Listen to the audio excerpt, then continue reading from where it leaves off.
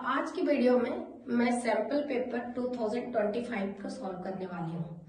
तो इसमें सबसे पहला क्वेश्चन जो है, और ये सीरीज पूरे क्वेश्चन सॉल्व किया जाएगा जितने 36 ऑलमोस्ट 38 क्वेश्चन है, ये 38 क्वेश्चन का सीरीज होगा।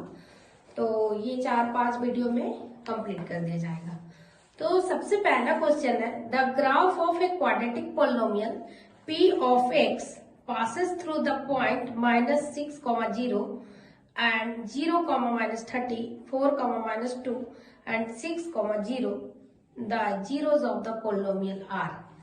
तो देखो सबसे पहले ये क्वेश्चन को सॉल्व करने का वे है कि इसको ग्राफ पे रिप्रेजेंट कर लो। तो -6, 0 कहाँ आएगा? पहले first of all x axis और वाई एक्सिस। तो -6, 0 हमने ले लिया एक्स एक्सिस पे लेफ्ट हैंड साइड में, एंड देन क्या है 0, -30, देन वर्टिकल पॉइंट नीचे 0, -30 ले लिया, एंड देन 4, -20। तो 4, -20 हमने 30 के जस्ट ऊपर ले लिया फोर्थ क्वाड्रेंट में, एंड 6, 0 हमने एक्स एक्सिस पे पॉजिटिव एक्स एक्सिस पे ले लिया। अब देखो हमने ग्राफ में पढ़ा था पोलिनोमियल में कि अगर कोई भी एक्स एक्सिस को जो पॉइंट कट करता है वही क्या होता है, जीरोस ऑफ द पोलिनोमियल। तो -6, 0 और 6, 0 ये दो पॉइंट किसको कट कर रहा है? एक्स एक्सिस को। अगर हम ग्राफ को ज्वाइन करते हैं तो देखते हैं कि ये तो हमारा सॉल्यूशन क्या हो जाएगा, zeros of the polynomial -6 and 6। Question number 2 है, और ये question related to linear equation है। तो लीनियर इक्वेशन में हम लोग सबसे पहले ये समझते हैं बेसिक क्या समझते हैं कि एक टेबल है एनसीईआरटी में दिया हुआ है कि a1/a2 not equal to b1/b2 equal to c1/2। तो c1/c2 होता है। इस केसेस में ये इंटरसेक्टिंग लाइंस होता है और एग्जैक्टली वन सॉल्यूशन होता है। सेकेंड है a1/a2 equal to b1/b2 equal to c1/c2। अगर ये तीनों इक्वल हो जाते हैं तो कोइंसिडेंट लाइन होता है और इनफाइनाइट मेनी सॉल्यूशन होता है। और a1/a2 equal to b1/b2 not equal to c1/c2 होता है, तो ये पैरेलल लाइंस होता है और नो सॉल्यूशन होता है।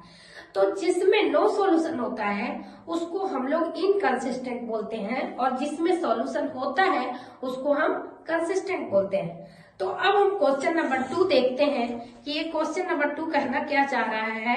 The value of k for which the system of equation 3x - ky equal to 7 and 6x + 10y equal to 3 is inconsistent. तो इसको इनकंसिस्टेंट के लिए सॉल्व करेंगे। तो इनकंसिस्टेंट के लिए हमने कंडीशन बताया था a1/a2 equal to b1/b2 not equal to c1/c2। तो यहाँ पे सबसे पहले इक्वेशन को लिख लेते हैं 3x - ky equal to 7।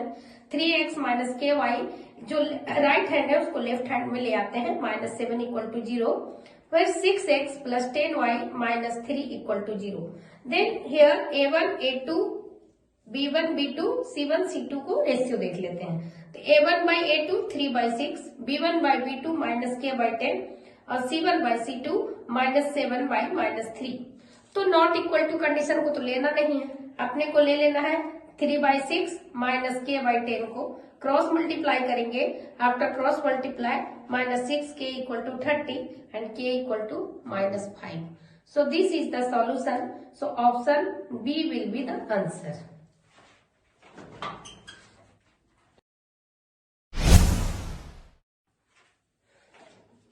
Hello बच्चों, welcome to our series sample paper series.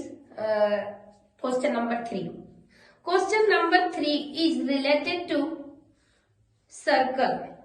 तो सर्कल में सबसे पहले हम लोग टैंजेंट, सेकेंट, कॉर्ड, ये सारे बेसिक नॉलेज तो तुम लोग को होगा ही, लेकिन मैं 1 by 1 इस क्वेश्चन को बताना चाहती हूँ डिटेल में। पहला क्वेश्चन क्या है कि which of the following statement is not true. हमसे ट्रू नहीं पूछ रहा है, सही चीज नहीं पूछ रहा है, गलत इसमें कौन सा है। तो फर्स्ट क्वेश्चन क्या है, a number of secant can be drawn at any point on the circle.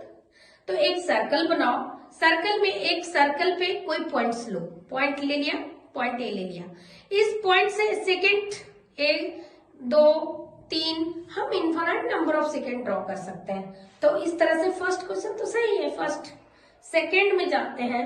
Only one tangent can be drawn at any point of the circle. Circle के पॉइंट पे एक पॉइंट से एक ही टेंजेंट ड्रॉ होता है, तो ये भी स्टेटमेंट सही है। एंड थर्ड जो है, a chord is a line segment joining the 2 point. कोई भी कॉर्ड होता है, कॉर्ड 2 पॉइंट से एक कॉर्ड ड्रॉ होता है, सो 2 पॉइंट से, तो ये भी सही है। फोर्थ पॉइंट क्या है, from a point in side a circle only 2 tangent can be drawn. सबसे पहले तो tangent in side the circle नहीं होता है, और एक पॉइंट से एक ही टेंजेंट होता है, वो भी ऑन द सर्कल होता है। So therefore answer D is the wrong.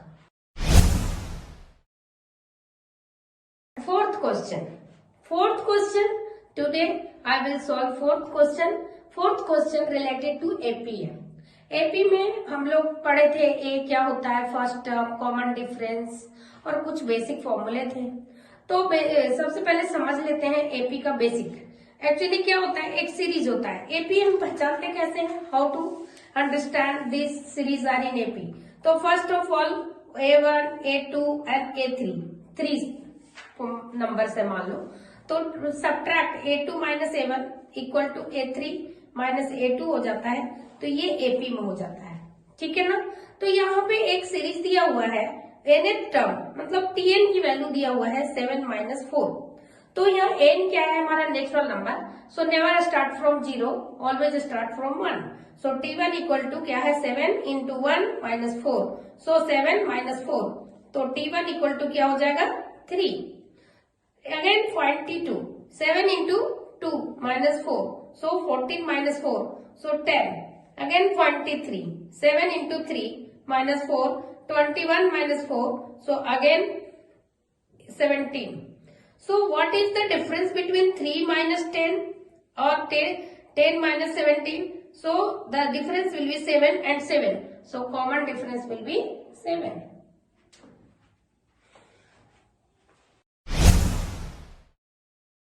Question number 5। इस सीरीज में हम क्वेश्चन नंबर 5 को सॉल्व करेंगे। प्लीज बच्चों like and subscribe my channel. और मैं वन बाय वन एक क्वेश्चन का हर वीडियो में बना रही हूँ।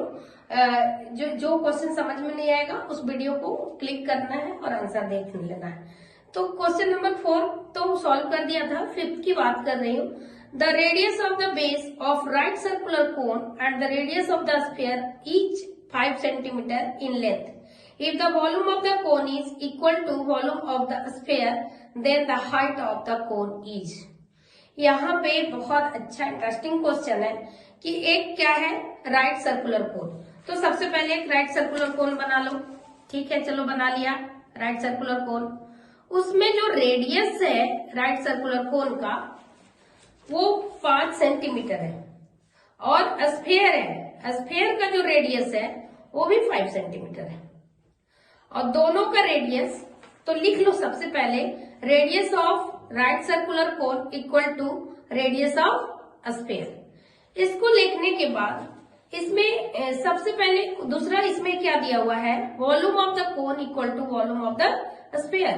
तो वॉल्यूम ऑफ द कोन क्या होता है, 1/3 पाई आर स्क्वायर एच, और वॉल्यूम ऑफ स्फीयर क्या होता है, 4/3 पाई आर क्यूब। और यहाँ आर इक्वल है और एच फाइंड करना है, तो हम पाई से पाई कैंसिल कर सकते हैं, 3 से 3 कैंसिल कर सकते हैं, और आर स्क्वायर से आर स्क्वायर कैंसिल हो जाएगा, तो एच इक्वल टू 4r बचेगा, और आर की वैल्यू कितना दिया हुआ है, 5। So height of the cone will be 20 centimetre. This is all about.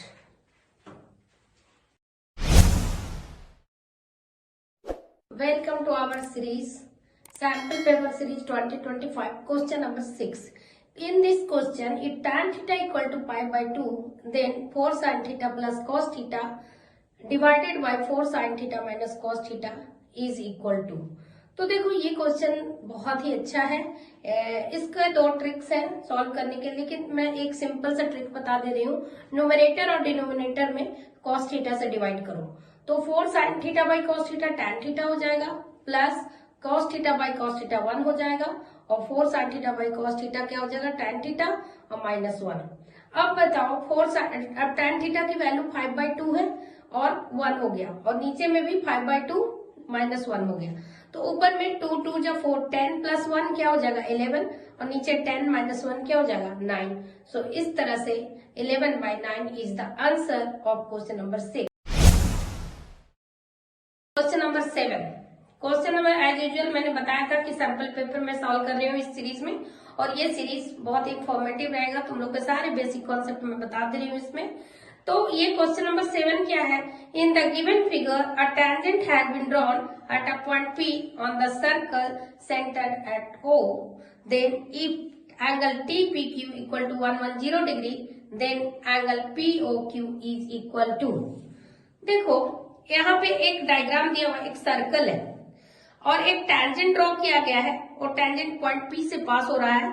TPQ की वैल्यू 110 दिया हुआ है, तो अपने को फाइंड करना है POQ। तो क्या करोगे, हमने 9th क्लास में पढ़ा था लीनियर पेयर, तो ये 110 करेंगे, तो ये जो हमारा QP जो भी है, QPT QPR कुछ नाम दे दो इसको, QPR की वैल्यू कितनी हो जाएगी 180 - 110 कितना हो जाएगा 70। और थ्योरम नंबर 1 हम लोगों ने पढ़ा है सर्कल में कि कोई भी एक्सटर्नल पॉइंट से जो टेंजेंट ड्रॉन करेगा रेडियस से, तो वो 90 डिग्री होता है, पता है। तो 90 - 70 करेंगे तो क्या हो जाएगा 20 हो जाएगा। उसके बाद हमने ये भी जानते हैं कि OP इक्वल टू OQ है, क्यों, क्योंकि ये रेडियस ऑफ द सर्कल है। तो अब हमारा ये 20 डिग्री हो गया, ये 20 डिग्री हो गया। अब एंगल्स हम प्रॉपर्टीज हम जब लगाते हैं तो angle POQ plus OQP plus OPQ equal to 180 degree हो जाएगा। तो 180 - 40 डिग्री कितने के बराबर हो जाएगा 140 degree. So answer will be C. Please बच्चों like and subscribe my channel. I hope so तुम लोगों को ये वीडियो पसंद आ रहा होगा और बहुत ही तुम लोगों को हेल्पफुल हो सकता है। तो please definitely watch my video, share my video, like my video. Question number 8 that is related to quadratic polynomial. Quadratic polynomial तुम लोग जानते होंगे कि क्या होता है। क्वाड्रेटिक पोलिनोमियल में हम लोग क्या निकालते हैं, फाइंड जीरोस। सो जीरोस या इक्वेशन निकालते हैं, क्वाड्रेटिक इक्वेशन। तो यहाँ पे एक क्वेश्चन है, question number 8 sample paper 225। A quadratic polynomial having zeros -√5/2 and √5/2 is. So सबसे पहले एक को अल्फा मान लेते हैं और दूसरे वाले को बीटा मान लेते हैं। और क्वाड्रेटिक पोलिनोमियल निकालने के लिए एक इक्वेशन होता है, वो इक्वेशन क्या है, x² minus alpha plus beta bracket x plus alpha into beta. So here put the value of alpha and beta x² minus √5/2 plus √5/2 and √5/2 into √5/2. So there is minus and 1 is plus, so 0, and so x² minus 5/2 only. So LCM ले लेते हैं 2, तो 2x² minus 5, 2x² minus 5 हो जाएगा। But here answer is not available in this manner. So check करते हैं कि क्या आता है। तो क्या आ रहा है, हमने देखा कि 1 तो ए ऑप्शन नहीं हो सकता है, बी ऑप्शन कैसे होगा, तो कॉमन लेकर के देख लेते हैं। 4 कॉमन लेते हैं, 2x² minus 5 इक्वल टू 0 आ जाता है, 4 डिनोमिनेटर में चला जाता है और आंसर हमारा क्या आ जाता है 2x² minus 4। So I will get the answer B.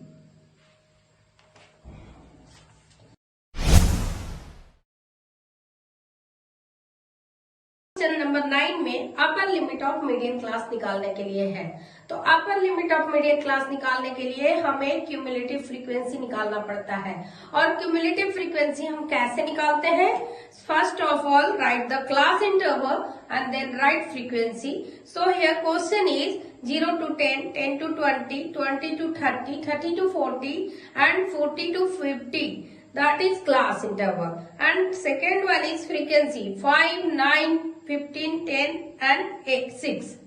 अब इसको क्या करते हैं, हम क्यूमुलेटिव फ्रीक्वेंसी निकालते हैं। क्यूमुलेटिव फ्रीक्वेंसी निकालने के लिए first of all write the first number 5 और उसमें रिजल्ट में हम ऐड करते जाते हैं। तो 9 प्लस 5 14, 14 प्लस 15 29, 29 प्लस 10 39, 39 प्लस 6 45। उसके बाद क्या करते हैं, हम क्यूमुलेटिव फ्रीक्वेंसी निकालने के बाद जो लास्ट नंबर आता है उसको n/2 करते हैं। n मीन्स मैक्सिमम, लास्ट में n/2 कितना की आया 22.5, और ये 22.5 को हम क्यूमुलेटिव फ्रीक्वेंसी में देखते हैं तो क्या आ रहा है, थर्ड नंबर ब्लॉक में आ रहा है 29, और इससे पहले 14 है जो 22 से छोटा है। तो बड़ा थोड़ा सा ले सकते हैं, छोटा नहीं ले सकते। अब उसके सामने जो मिडिल क्लास है वो 20 to 30 है, और उसका 20 is the lower limit and 30 is the upper limit. इस तरह से हमारा अपर फ्रीक्वेंसी, अपर लिमिट क्या हो गया, 30 हो गया। Thank you.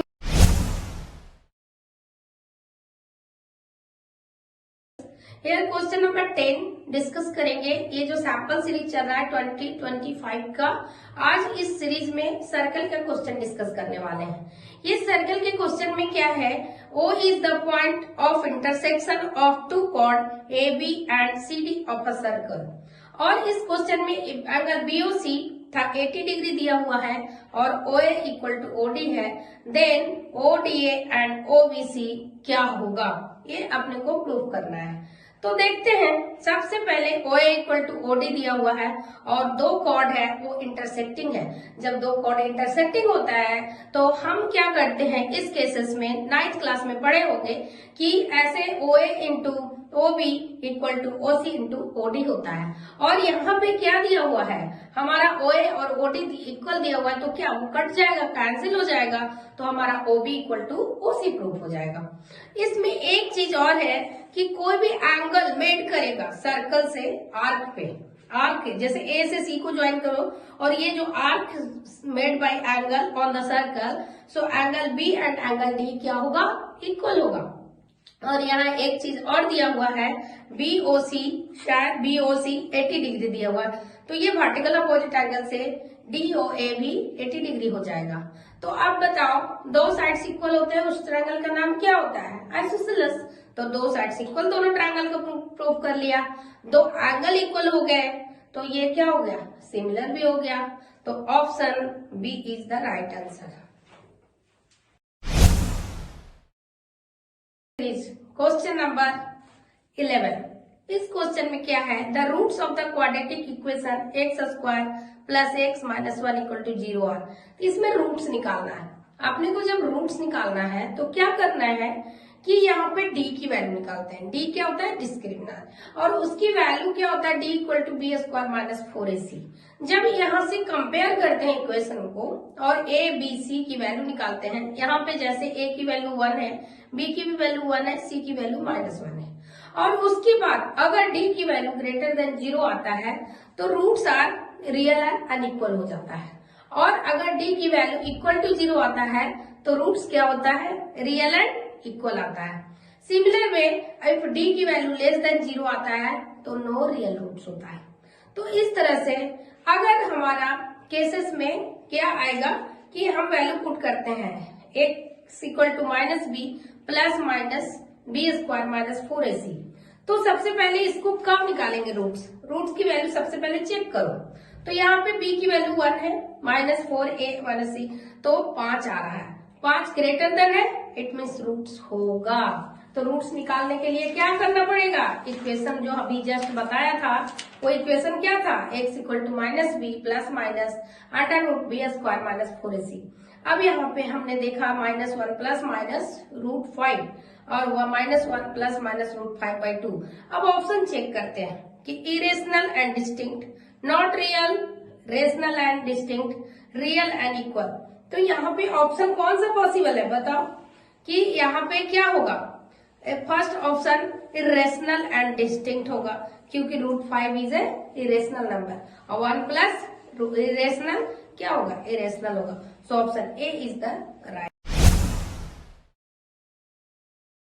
Question number 12, in question number 12 क्या है कि if theta equal to 30 degree then the value of 3 tan theta is. ये तो बहुत आसान क्वेश्चन है। 3 tan30 का वैल्यू मैंने एक प्रीवियस लेक्चर में बताया था 1/√3 होता है। 1/√3 होता है तो 3 into 1/√3, option C is the right answer. Question number 13. Here question is that the volume of a solid hemisphere is 396 by 7 centimeter cube. The total surface area of the solid hemisphere in a square centimeter is. तो hemisphere का volume क्या होता है 2/3 pi r cube और here volume is given. So first of all 2/3 pi r cube equal to 396 by 7. So put the value of pi 2/3 into 22 by 7 into r cube. अब इसको tricky count करना है क्योंकि यहाँ पे आर क्यू का value निकालना है। तो जब हमने मल्टीप्लाई बिल्कुल मत करना, मल्टीप्लाई करने से वो लेंदी हो जाएगा, टाइम टेकिंग होगा। First of all reduce the equation, तो इसको रिड्यूस करते हैं, तो इसको करते हैं तो सब कट जाता है और r cube equal to 3 into 3 into 3 आ जाता है। सबसे पहले मैंने इसको किससे कट कर दिया था 22 से कट गया था, फिर 2 9 से हो गया था, 7 से 7 कट गया था, 9 को हमने ब्रेक डाउन कर दिया 3 इंटू 3 इंटू 3। सो आर की वैल्यू कितना आ गया 3। तो total surface area of hemisphere 3 pi r square हो गया and 3 pi r square 3 into 3। So multiply करने के बाद 396 बाई 7। सो प्लीज बच्चों like and subscribe my channel. I hope so ये वीडियो बहुत हेल्पफुल होगा आपके 10th बोर्ड एग्जाम। आज क्वेश्चन नंबर 14 को डिस्कस करने वाले हैं। Question number 14 related to probability है। प्रोबेबिलिटी में तो बहुत टाइप के क्वेश्चन पूछे जाते हैं, लेकिन ये क्वेश्चन जो हमारा बॉल का है, इसमें क्या है, एक बैग है, बैग के अंदर में 24 बॉल्स हैं और उसमें 4 ब्लू बॉल्स हैं और 11 जो है ग्रीन बॉल्स हैं। तो फाइंड करना है प्रोबेबिलिटी ऑफ व्हाइट कलर। तो सबसे पहले रेड में से, तो ब्लू में व्हाइट प्रोबेबिलिटी नहीं हो सकती, रेड में व्हाइट प्रोबेबिलिटी नहीं हो सकती, तो हम क्या करेंगे, ब्लू को और रेड को, ब्लू को और ग्रीन को माइनस कर देंगे। तो टोटल बॉल कितने हैं 24 माइनस कर देंगे red ball plus green ball, तो हमारा बॉल कितने आ जाएंगे 9। और प्रोबेबिलिटी क्या होता है outcomes by total number of outcome. Total outcome कितने हैं, व्हाइट बॉल 9 है और टोटल बॉल कितने हैं 24। So probability will be 3/8। So what will be answer, answer B is the correct answer. Question number 15 discuss करेंगे। ये क्वेश्चन नंबर 15 में सबसे पहले क्या पूछ रहा है, ये क्वेश्चन हमारा किससे है, कोऑर्डिनेट ज्योमेट्री से। अब कोऑर्डिनेट ज्योमेट्री में क्या पूछ रहा है, the point on x axis nearest to the point -4 -5। तो इसको सबसे पहले प्लॉट कर लो। किस पे प्लॉट कर लो, ग्राफ पे। तो -4, 0 और कहाँ होगा, लेफ्ट हैंड साइड में होगा, -4 और 5 भी लेफ्ट साइड में होगा। और उसके बाद क्या है √41, तो ऑलमोस्ट 6 × 36, तो इसका स्क्वायर रूट 41 का कितना होगा 6 पॉइंट समथिंग होगा और ये पॉजिटिव होगा, राइट साइड में होगा। अब क्या है 4 -4, 0 से बात कर रहा है कि ये कितना होगा, कौन सा पॉइंट।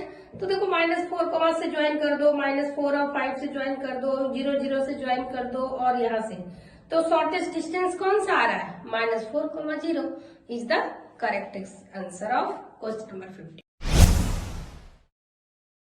ये सैंपल पेपर जरूर देखना और इससे तुम लोगों को बेसिक कॉन्सेप्ट्स भी क्लियर हो जाएंगे। सिर्फ सैंपल पेपर तो तुम लोगों ने सॉल्व किया ही होगा, लेकिन मैं छोटी छोटी चीजें इसमें बता रही हूँ। Which of the following gives the middle most observation of the data. देखो मिडिल टर्म किस में निकालते हैं, एक में हम लोग क्या निकालते हैं, एक मीडियन होता है। मीडियन मतलब एप्रोप्रिएट होता है। So median is the right answer. This is very easy question. सो सभी लोग इसको याद कर लेना, इस तरह के क्वेश्चन को। नेक्स्ट क्वेश्चन नंबर 17 जो है, ये क्वेश्चन नंबर 17 में हम पढ़ते हैं क्वेश्चन को। A point on the x axis divides the line segment joining the point A 2, and B 5, 6 in the ratio 1:2, the point is। देखो, जब भी हम ज्योमेट्री में कोऑर्डिनेट पार्ट को पढ़ते हैं तो दो फॉर्मूले इंपॉर्टेंट हैं। एक फॉर्मूला जो होता है डिस्टेंस फॉर्मूला, और वो डिस्टेंस फॉर्मूला डिस्टेंस को फाइंड करने के लिए करते हैं, और दूसरा जो है सेक्शन फॉर्मूला है। तो सेक्शन फॉर्मूला याद रखो या ना रखो, लेकिन उसको विजुअलाइज करके ड्राइंग करके हम इजी वे में आराम से कर सकते हैं। यहाँ पे दो कोऑर्डिनेट दिया है, एक लाइन ड्रॉ कर लिया करो इस तरह के क्वेश्चन में, और पॉइंट ए और पॉइंट बी को क्या कर लो, राइट डाउन कर लो, और उस पॉइंट का नाम दे दो x1 y1 2 -3 x2 y2 5, 6। और जब भी इस तरह से जब डिवीजन होता है तो ये सेक्शन फॉर्मूला में m/n जनरली लेते हैं, और भी बहुत तरीके से ले सकते हो, नॉट फिक्स। अब वहां पे जो पॉइंट डिवाइड कर रहा है उसमें मिडिल में एक x और y ले लो कोऑर्डिनेट, और उसका फॉर्मूला लिख करके हम सीधा सीधी पुट कर सकते हैं और आंसर मिल सकता है। तो x इक्वल टू फॉर्मूला होता है mx1 + nx2 / m + n।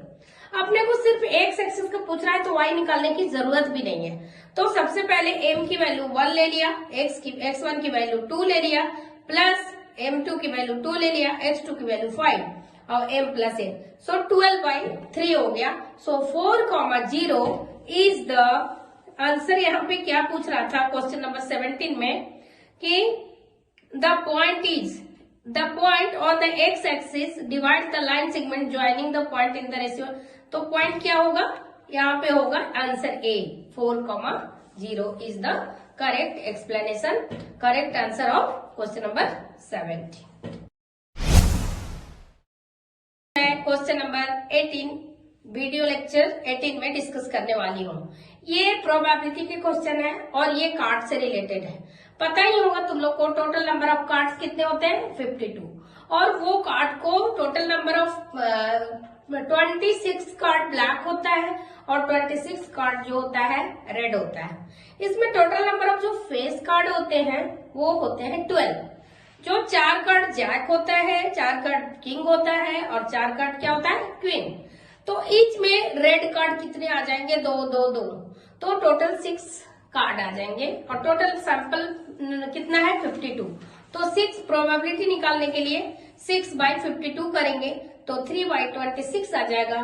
So option D is the correct explanation.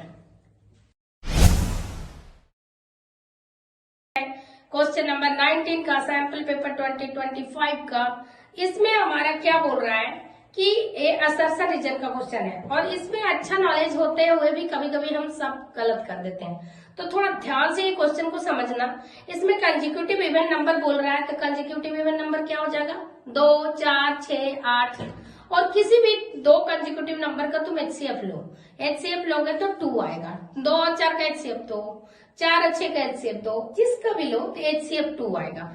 तो इसमें फर्स्ट क्वेश्चन में असर्शन बोल रहा है कि HCF of any 2 consecutive even number is always 2, तो ये तो सही है assertion.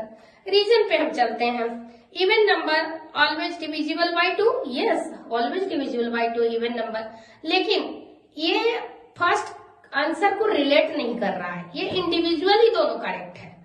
So answer will be both assertion A and assertion B is right but not correct explanation of A. So answer will be, इसमें क्या हो जाएगा, देख लो, बी हो जाएगा। क्वेश्चन नंबर हम 20 को डिस्कस करने वाले हैं। इसमें ये एरिया रिलेटेड टू सर्कल का क्वेश्चन है। इसमें कुछ बेसिक फॉर्मूला है जिसको याद कर लेना, जैसे पेरीमीटर, जैसे sector, length of sector, arc of sector, जो भी है एरिया ऑफ सेक्टर, ये 2-3 फॉर्मूले हैं। बहुत इजी चैप्टर है ये।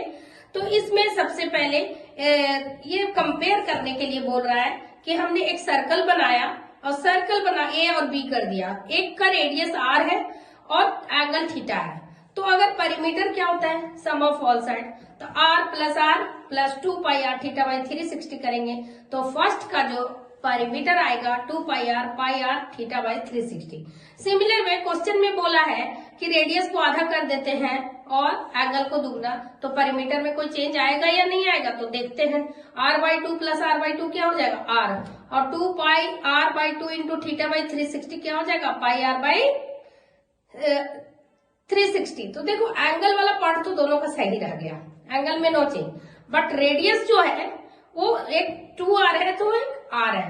तो यहाँ देखते हैं क्वेश्चन नंबर 20 में क्या बोल रहा है, if the radius of the sector of circle reduces its half and angle is double then the perimeter of the sector remain the same, तो नो। दूसरा रीजन क्या बोल रहा है, the length of arc subtended angle theta at the center of the radius is pi r theta by 180। तो देखो हमें length of arc का फॉर्मूला क्या होता है, 2 पाई आर थीटा बाई 360, इसको कट कर दो, पाई आर थीटा बाई 180 हो जाएगा। तो ये हमारा सही है। तो फर्स्ट का तो रॉन्ग हो गया, तो असर्शन रॉन्ग हो गया और रीजन क्या हो गया, राइट हो गया। तो answer D, assertion A is false and reason D is true. So that's explanation. अब ऑब्जेक्टिव क्वेश्चन सारे खत्म हो गए। हम नेक्स्ट वीडियो में सेक्शन बी को सॉल्व करेंगे।